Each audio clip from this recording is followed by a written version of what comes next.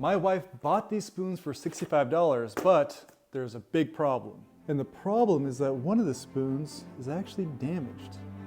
So naturally, I bet my wife that I could make this spoon cheaper than the company could, and she reluctantly agreed. Now when duping a wooden spoon, you have to become one with the wood to figure out what it is. You gotta smell it, you gotta taste it with your gullet, and it may seem hard at first, but don't worry. When you've been woodworking as long as I have, you'll recognize walnut when you see it. Especially if you see it on the side of the packaging. That's a pretty good indicator. Now after I figured out what type of wood it was, I took some very precise measurements because I totally forgot where my tape measure was, but it's important to take your time and be very precise.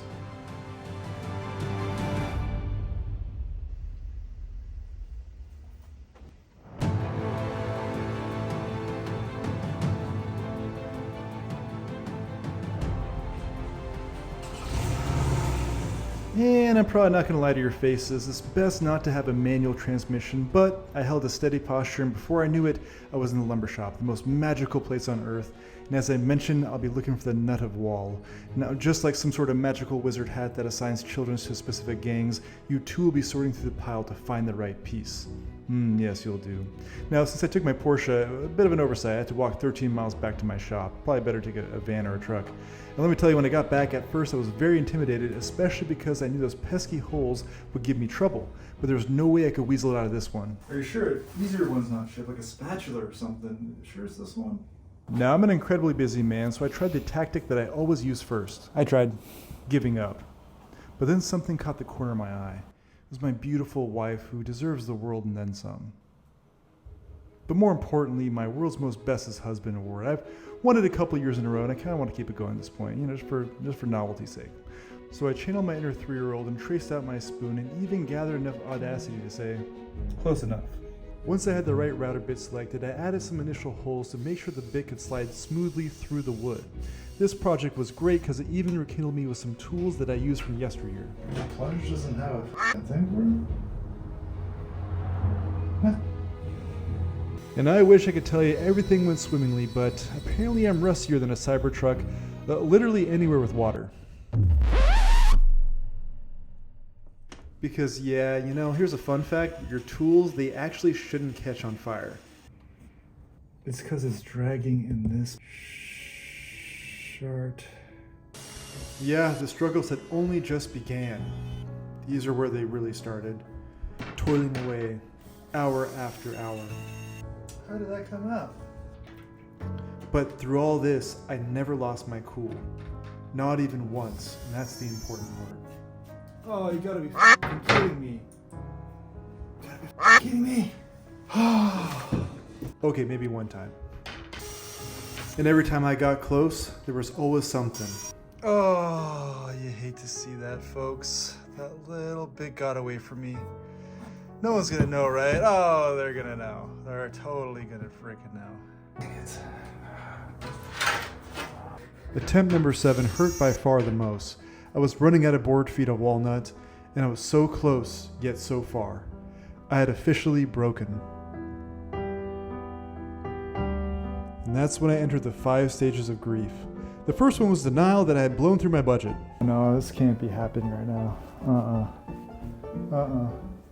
Then my anger rose to rabid levels. Next, I asked the big man upstairs for some favors. I never asked for anything. Come on.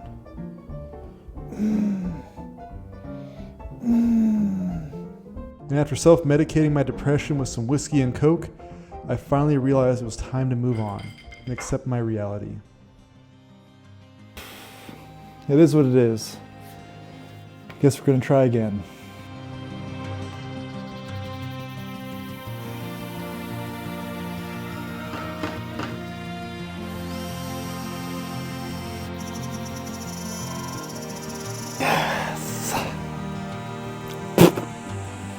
Wear a respirator, folks. Yes.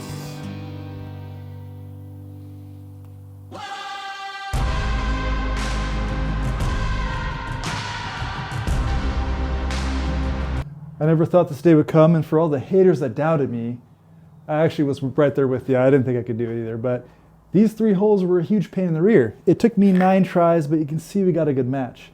Now I gotta cut this section loose to make the spoon, but I don't want to make a mistake now. So I'll have to really choose my next tool carefully to make sure I don't mess up the spoon and have to restart. This one's too aggressive. This one's actually better on metal.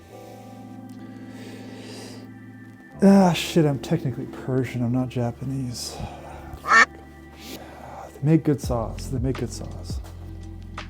This is for tenons. This shouldn't be used for, this is for tenons. It's better for dovetails. Yeah, I'll save it for dovetails. Oh yes, a 14 TPI crosscut saw, this is perfect.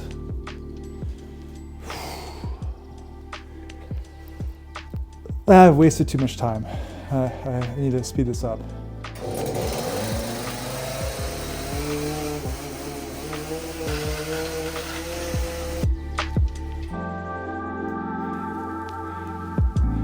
Although honestly, besides the tear out here, which doesn't matter, the chainsaw did a pretty good cut. But since I can't afford to take any more naps, I'm gonna go back to the crosscut saw.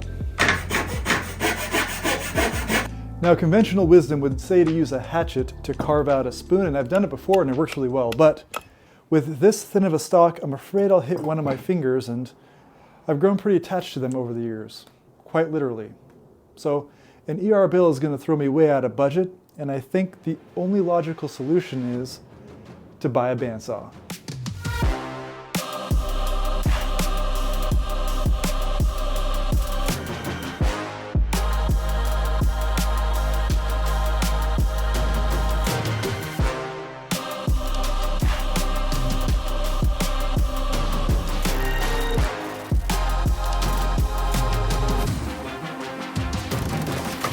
Okay, that was a hell of a detour. It took a lot longer than I thought. It was about 3 weeks to get this ordered, delivered, and set up. But now we're ready to find that spoon that's in this walnut. Now, if I know you, which I do, you're probably sitting at home in your skid mark stained underwear eating Funyuns and asking, but Mir, was it worth all the wait time and expense just for a few cuts? Yes, it was absolutely worth it, especially if my wife asks. Well, it was my first time on a bandsaw, and we got a spoon looking thing. Looks pretty good. Before we move on though, I gotta clean this place up because it is a trip hazard. We got chainsaws everywhere. So we're gonna go ahead and get this place all cleaned up like that. Sorry, my producer's telling me something. You can't just snap your fingers? That's just social media? You mean I actually have to clean this up? Can we just fast forward it a little bit? No? All right. Just messed up, man. I thought you could just snap your fingers and things magically. I've seen it so many times on the internet. I thought that was part of it. We're gonna break from our regularly scheduled program and that guy bumming everyone out to bring you our sponsor, me. See, I'm not monetized or even popular enough to get a brand deal. So if you could leave a comment explaining why it was necessary for me to make these big purchases like the bandsaw, there's a chance my wife might see it. And this goes without saying, but the more dramatic you are, the better. And now back to original programming, talking about like carving wet wood versus carving dry wood. I can't remember. I spaced out when he mentioned the nut of wall, but whatever. Here it is. Let's get back to it. So they ended up cutting the footage because I was bumming everyone out, but now we're back. This place is cleaned up. The thing about carving spoons is that it's best to do it when the wood is green. That means when it's still wet. This has been dried out, so we got to re-wet it. Or maybe not. I have no idea what I'm talking about, to be honest. But we have a bucket of water here, so I'm going to let this sit inside there and hope it doesn't ruin everything that I've worked so hard to achieve. And this bucket is too small to get it fully submerged. Well, that's good enough. But because I'm an overachiever, I placed a coveted walnut spoon out in the rain for some added moisture, but I really wasn't lying. I don't know what I was talking about earlier. Now the wood did soak in some moisture, but it barely penetrated. So you remove the wet wood with a single scrape and it didn't work out like I thought. Yeah, so I recommend buying some green wood, wet wood versus the dry season one. Much easier to carve. You're still here? Look. This is the real world, not fake social media. Carving is pretty tedious and long and boring, so there's gonna be no montage.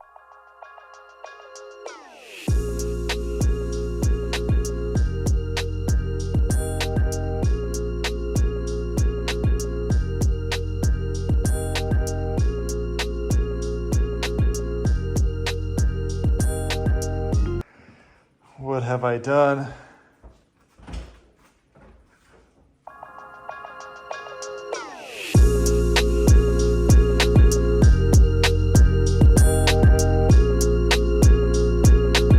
And I got kicked out. Yeah, something about too many montages or something. I should mention montages a couple times, but lasted longer than I thought, so I'm gonna count it as a win. And now here we are in my outdoor office. I never said it was a nice office. I just said it was an outdoor office. And I do have some more tools that I purchased, so let's take a look. Now, in my opinion, when you're carving a spoon, the best way to do it is with a knife, because with a knife, you shear those wood fibers cleanly. It also absorbs stains a little bit differently when you're comparing it to something like sandpaper, which doesn't cut those fibers cleanly, but it kind of smushes them all together. I'm gonna go the second route though. The reason is, I'm not very good at carving spoons. So in fact, I actually went out there and I got some more tools, because why not? Here's a Dremel. This is about 120 bucks. I also got this extension for about $30. That makes it a little bit easier to go ahead and carve fine details. I also have some wood carving bits, as well as some of these sanding discs that I plan to use to make things go a little bit faster. So let's quit yapping and get to carving. But actually maybe not really, because it's my first time with the Dremel, and as you can see, it was a very rough start, like watching a baboon try to solve a Rubik's Cube. Against my better instincts, I tried to put aside my man card and read the instructions, but my attention span has been withered away by social media, so I decided to wing it. It's not a chainsaw, like what can really go wrong?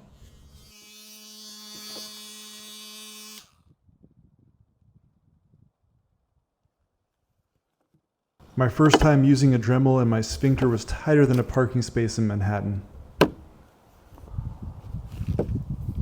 Oh my gosh. I'm terrified.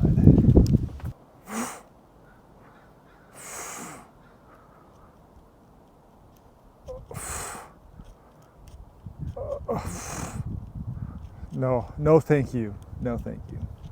Okay, so after that harrowing experience, it was 100% user error. And that's a good reminder to read the instructions, but an even better reminder, they don't sell eyeballs at the hardware store.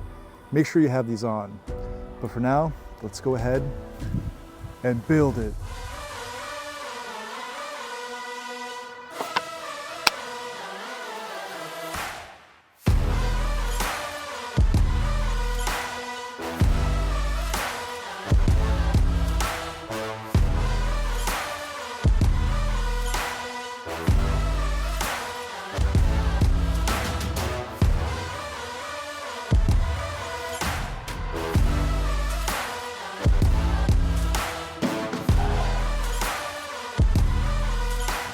It's finished.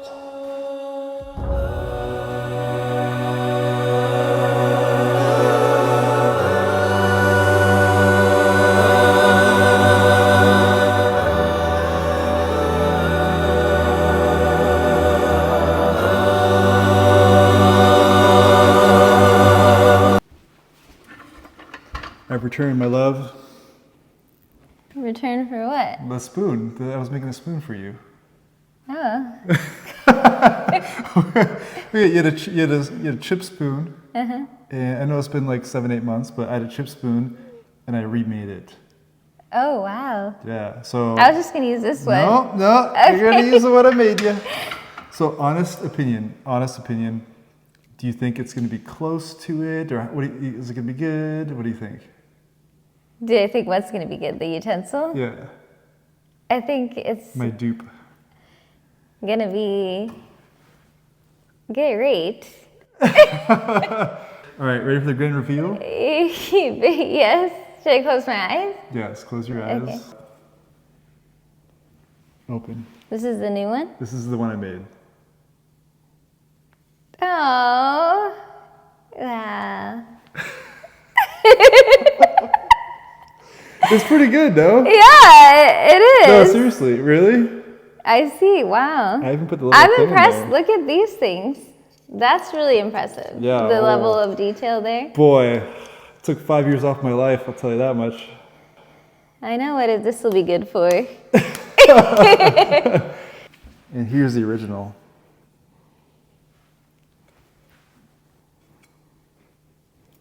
Yeah, okay. Yours is a little deeper, I think. Yeah. Yeah. And the wood is not quite as nice as the original. Like the choice of wood, right? I think this one has more character. It's walnut. It does. It's also for walnut. sure. It does. Okay. All right, so what do you think overall? Huh? Yeah, I mean, I'm really impressed. The real question is, though, how much did this cost to make? Because I got this one in a set. That's a good question. And we need to take a sidebar to answer the question, how much did it cost? Who are you talking to over there? Yeah, don't worry, we're gonna come back in a second. We just need to talk a little shop. Now, the budget was $65 because the Williams-Sonoma set cost $65. But I forgot something. I forgot it comes in a 4-pack, which means that our budget is actually only $16. So not a lot of wiggle room, and I spent about 58 bucks on this walnut board, which was about $6 per linear foot, so I could really only use about 3 feet to maintain budget. And by golly, I used exactly 3 feet. Now, I know you're probably thinking, didn't I spend about 2,000 bucks on a bandsaw? You better believe your sweet booty I did. And did I spend about 200 bucks on Dremel and Dremel accessories? I'd be a liar if I said I didn't. And does that mean it cost me just over $2,000 to basically create a single wooden spoon, not even including my other tools or labor or a bunch of other costs? Yeah, sure does. But my comment section will support that those purchases were totally necessary. Besides, the most important thing to me and what this was all about was seeing that priceless smile on my wife's face. Nothing else. So yeah, the priceless smile on her face, but also more importantly, the world's most bestest husband award.